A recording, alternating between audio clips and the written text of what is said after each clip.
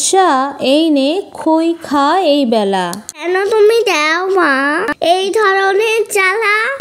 আজ থই দিয়ে কতরা বানাবো। খই বড়ার পাঁচালি তোমাদের শোনাবো। খই বড়ার পাঁচালি সেটা আবার কি? কথা না বলে চুপ করে শোনো দেখি। প্রথমে ধুই তাতে একটু ভেজিয়ে নেব। সিদ্ধ আলু দিয়ে ধুই চটটা মিশিয়ে দেব। ওপর থেকে ছড়িয়ে দিলাম ধনে পাতা, পেঁয়াজ, আদা, লবণ, হলুদ দেওয়া তো নিয়মেই আছে বাথা।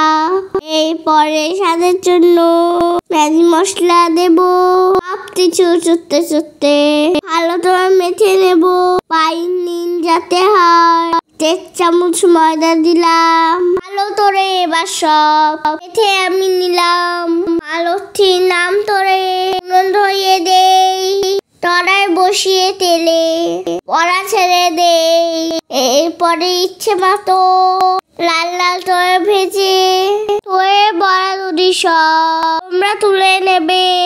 এইভাবে ধুয়ে বড়ায় পাঁচালি হলো শেষ।